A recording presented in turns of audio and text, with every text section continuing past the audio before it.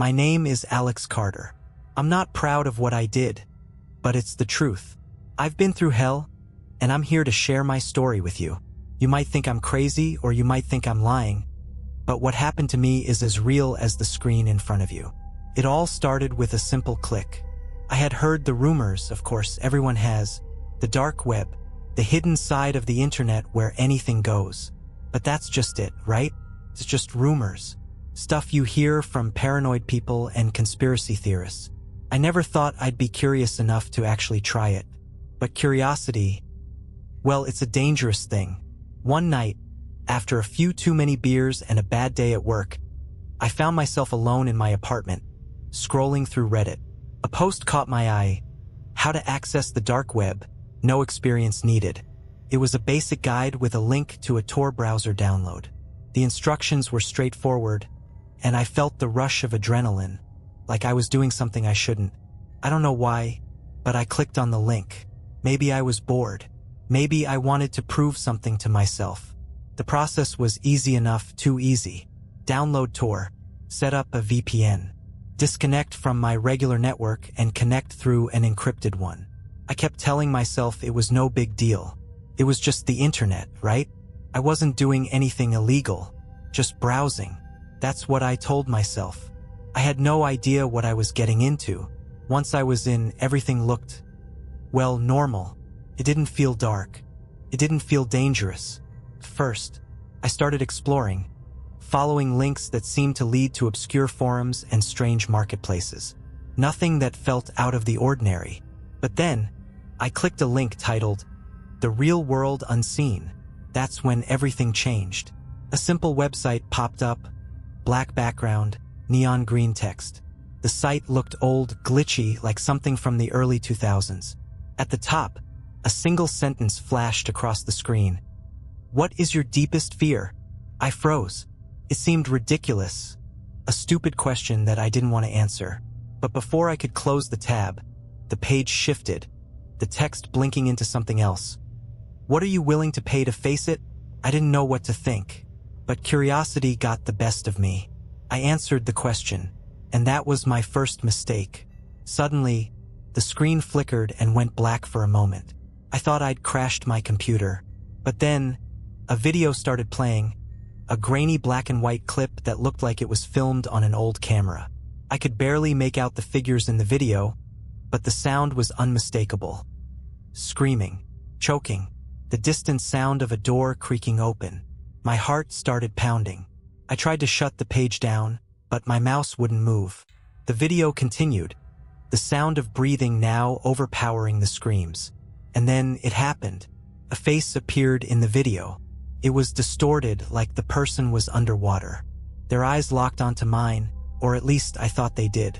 I didn't remember closing my laptop, but somehow, I was sitting in the dark. It was only when my phone buzzed that I realized how much time had passed. I checked the message. It was from an unknown number. You shouldn't have clicked the link. I felt my stomach drop. That's when I realized I had just made the biggest mistake of my life, and whatever I had unleashed, it wasn't over yet. Couldn't sleep that night. Every time I closed my eyes, I saw that face. Twisted, dark, eyes glaring at me like they were staring into my soul. It was like a nightmare that wouldn't let go. I tried to shake it off. Maybe it was just a prank, a sick joke. But I couldn't stop thinking about the message I had received. You shouldn't have clicked the link. I kept checking my phone every few minutes. No new messages. I thought I was safe, but something didn't feel right. My room felt colder, the air thicker, like it was pressing in on me from all sides. I kept hearing noises, footsteps in the hallway outside my apartment, the occasional creak from the building's old wooden floors, but no one ever seemed to be there. It wasn't until morning that I realized something had changed. The screen of my laptop, which I had left closed on my desk, was now wide open. I didn't remember opening it, and I sure as hell hadn't turned it back on. My heart skipped a beat when I saw what was on the screen. A video had appeared. This time, it wasn't a random clip. It was a live feed from the camera inside my own apartment, my desk, the chair I was sitting in last night, the shadows moving in the corners of the room. I could hear a faint clicking sound, like a key tapping on a keyboard, echoing from the speakers. My stomach turned. I had no idea how the hell this was possible. My webcam was off, the light on it wasn't glowing. It didn't make sense. Panic set in. I immediately closed the laptop, grabbed it, and shoved it into my closet. I couldn't even think straight. My mind raced as I tried to figure out what to do. I checked my phone again. Nothing. But then there it was. Another message. This time, no phone number. Just the same chilling sentence. "You should be afraid." I froze, staring at the screen. The hair on the back of my neck stood up. Something was happening, something beyond my understanding. Someone was watching me. Someone was in my apartment. I checked the locks on my door, double-checked the windows. They were secure. But that didn't matter. My mind was spinning. The feeling of being watched, being hunted, was overwhelming. I decided to call the police, though I knew it sounded ridiculous. Who would believe me? I didn't even believe it myself. But I had to try. I dialed the number, my hands shaking. 911, what's your emergency? I could barely get the words out, my throat tight. Someone's in my apartment. I don't know how they're watching me. The operator paused for a moment, probably trying to figure out if I was drunk or just insane. "Sir, can you confirm your address and describe the situation?" I told her everything that had happened so far. How I'd accessed the dark web. How the video had appeared on my screen. The messages. But as I spoke, I noticed something strange. The sound on the other end of the call. It wasn't just the operator's voice. There was something else. Static, like the call was being intercepted. And then, a new voice cut through the static. A voice I didn't recognize. "You're not getting help." I dropped my phone, the blood draining from my face. The call had ended, the screen went dark. I didn't know what was real anymore. I grabbed the phone again, trying to dial back, but it wouldn't connect. The line was dead. The clicking sound returned, now coming from my laptop, which was still sitting on the desk in the corner. My stomach churned with dread. I walked over to it cautiously, as if it might explode at any second. The screen flickered, and I saw it. A new message had appeared. "Time to meet me." Before I could even react, the door to my apartment slammed open. It was too late to run. My heart stopped as the door to my apartment slammed open. I couldn't move, couldn't think. I just stood there, frozen. The air in the room grew thick with tension, and I could feel a presence, a weight in the space with me. It wasn't just the usual feeling of fear. It was something more primal, something deep down that told me I wasn't alone anymore. I glanced toward the open door. Empty. No one was standing there. But that wasn't the worst part. The worst part was what I heard next. A faint shuffle, like footsteps dragging across the floor in the hallway. The sound was slow, deliberate. It was coming closer. I didn't want to look, but I couldn't help myself. My eyes darted toward the shadows in the hallway, where the dim light from the living room couldn't quite reach. And that's when I saw it. A figure, tall, cloaked in darkness, moving toward me. I couldn't make out details, just the shape of a person, their movements deliberate and unnervingly calm. I reached for my phone, hands trembling, praying for something, anything that could help. But it was dead. No signal, no chance of calling the police. The footsteps grew louder, closer.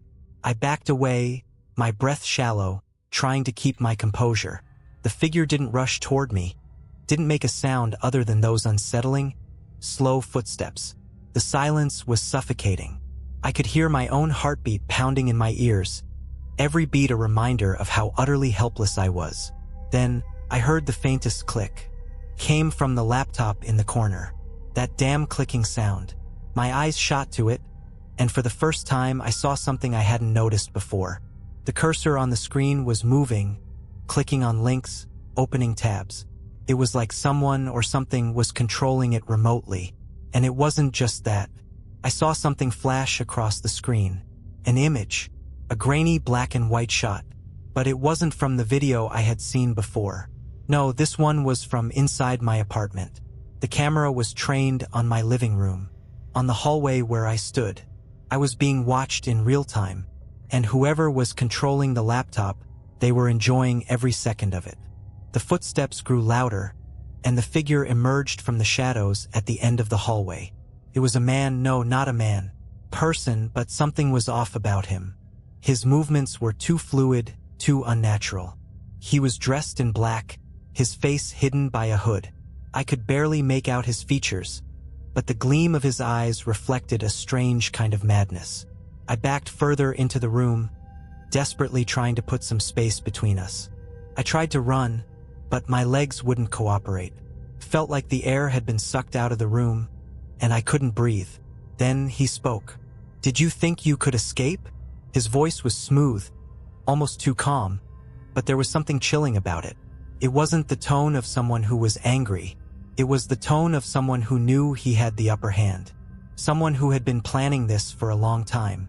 I opened my mouth, but no sound came out. My mind raced, trying to process what was happening. How had he gotten in? How did he know I was there? I looked at the screen again, and this time, it was different. The message that had appeared earlier, asterisk, time to meet me, asterisk, was now replaced with another, he's here. The realization hit me like a cold slap to the face. The figure in my apartment, the man moving toward me, wasn't just some random intruder. He was the one who had been watching me, the one who had been controlling everything, the one who had been pulling the strings from the other side of the screen. I didn't know if I was more terrified of him or of what he had done to my life. I felt trapped. The walls of the apartment seemed to close in around me, suffocating me with the weight of the situation. And that's when I noticed something that sent a chill down my spine. The man was smiling, not a normal smile. It was twisted, like he was savoring every moment of my fear. I had no idea what he wanted. I had no idea how I was supposed to survive this. But one thing was certain. I wasn't the one in control anymore, and I was about to find out just how far he was willing to go. The man stepped closer, his movements deliberate, his eyes never leaving mine. He didn't say anything at first, just watched me, his smile never fading. I could hear my breath quickening, the panic rising like a tidal wave in my chest. My heart was pounding so hard I thought it might explode. I stumbled backward, my mind racing for an escape, but there was nowhere to go. My apartment, once a safe place, now felt like a cage. My eyes flickered between the man and the laptop in the corner, still displaying that eerie message. "He's here." The man took another step forward, and this time I could see more clearly. His face was partially obscured by the hood, but his features were sharp, angular. His eyes glinted, like he was savoring my fear. And then, finally, he spoke. "You didn't think it would be that easy, did you?" His voice was low, almost soothing, but there was a dark undertone that made my skin crawl. I tried to back away again, but my legs felt like lead. I couldn't move. Every instinct in me was screaming to run, but my body wouldn't respond. He took another step. Closer, closer. "You've played my game, Alex," he said, using my name like he had known me my entire life. "But now it's time for you to finish it." The words didn't make sense at first. Finish it? I managed to choke out. My voice sounded weak, distant. He smiled wider, the kind of smile that sent a cold shiver down my spine. "Yes, finish it. All you had to do was stop, but you kept going. And now you're in too deep. You can't go back. You're already a part of this. And it's too late for you." I didn't understand. What was he talking about? What game? But then, the laptop screen flickered again. I looked over at it, unable to tear my gaze away. And that's when it hit me, it wasn't just a game. It was a trap. The screen changed, and the cursor began moving once more, opening new tabs on its own. It was like it had a mind of its own. I could see a live feed from my apartment, but this time the camera was pointing directly at me. I didn't remember turning the webcam on. The cursor clicked on another tab, and then a new message appeared. "You know what comes next. It's your turn to choose." And then, without warning, a countdown timer appeared at the top of the screen. It was set to 1 hour. "Choose," I gasped, feeling the hairs on the back of my neck stand up. "Yes, you get to decide," the man said softly, as though he were explaining a simple game. But you won't like the options. I felt a sickening twist in my gut. What kind of game was he talking about? What could I possibly choose? I turned back to the laptop, my hands shaking as I hesitated. The timer was ticking down, and the seconds felt like they were stretching into an eternity.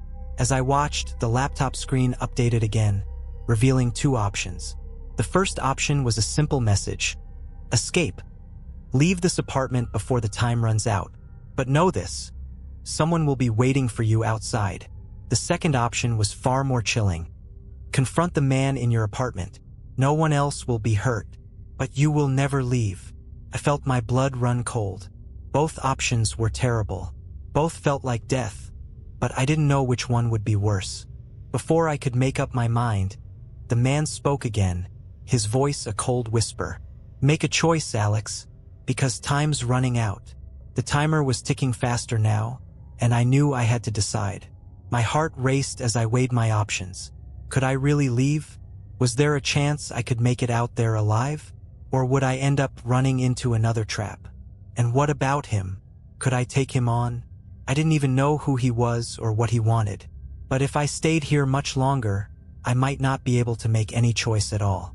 With trembling hands, I reached for the laptop, ready to make my decision. I didn't have much time left. The seconds were slipping away like grains of sand through an hourglass, and I could feel the pressure building in my chest. The room felt suffocating, every breath harder to take than the last. My mind raced as I stared at the two options on the screen: escape or confront. I was already a prisoner in my own apartment. The man standing before me wasn't just an intruder.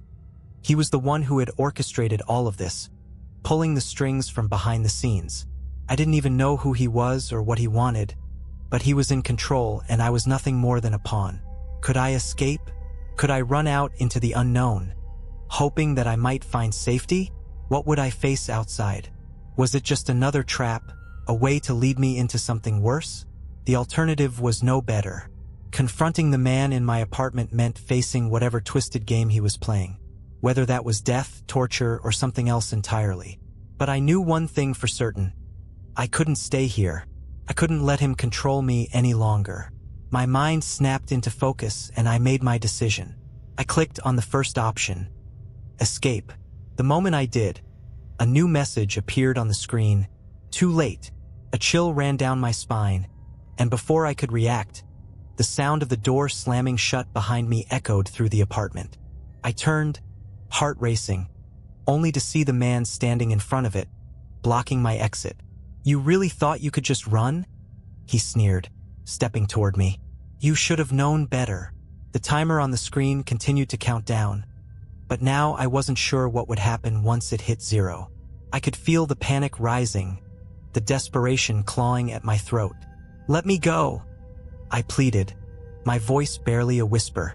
I was shaking, but I tried to stand tall to keep some shred of dignity. Please, I don't know what you want. I don't know what this is.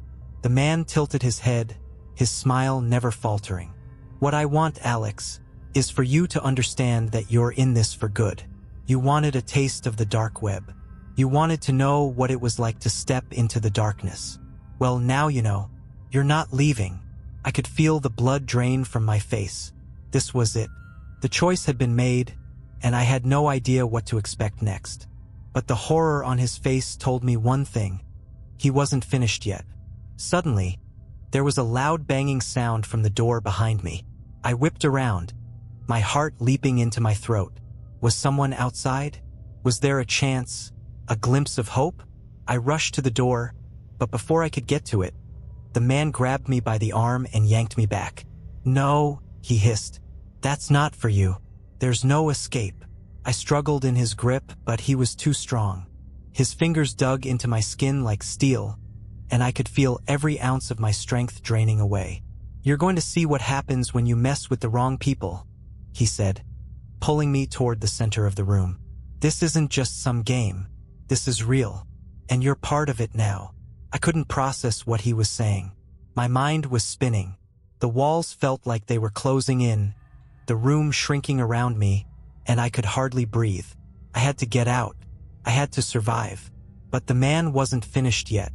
He stood there, watching me with cold eyes, as if waiting for something. I couldn't figure out what it was. Was it the timer? Was it the choice I made? And then the lights flickered. Once, twice, and then darkness. The whole apartment was plunged into pitch black. My senses went haywire. I couldn't see a thing, couldn't even hear my own breath. All I could feel was the cold air, the emptiness around me, and that man, still in the room with me. My mind was in overdrive. What was happening? Was this part of his sick game? Or had I really lost all control?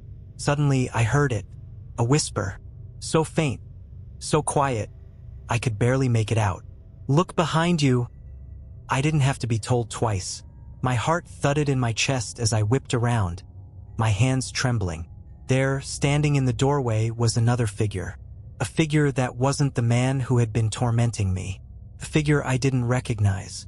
I froze. My mind couldn't process what I was seeing. The figure in the doorway wasn't the man I had been trapped with for what felt like an eternity. This new figure was tall, looming, and the only thing I could make out in the pitch-black room was the outline of their body, long, thin, and far too still. My breath caught in my throat. I didn't know what to do. My heart hammered in my chest, louder than ever. But every instinct told me not to move, not to make a sound. What was happening? Who was this new person? The figure didn't move at first.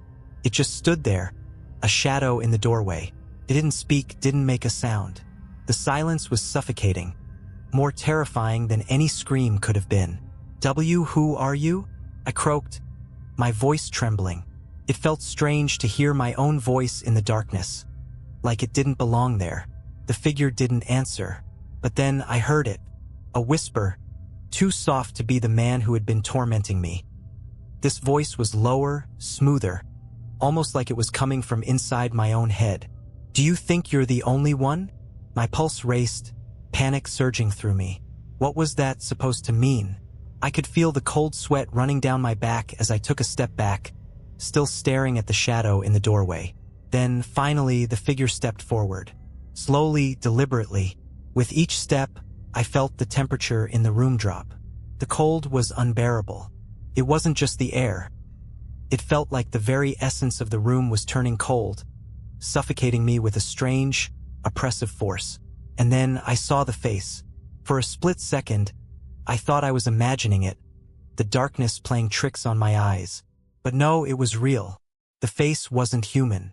It was twisted, almost grotesque, pale, with sunken eyes, and a wide, lipless grin that stretched unnaturally across its face. I stumbled back, gasping for air, my thoughts a jumbled mess. My mind screamed at me to run, to do anything to escape. But where? There was nowhere to go.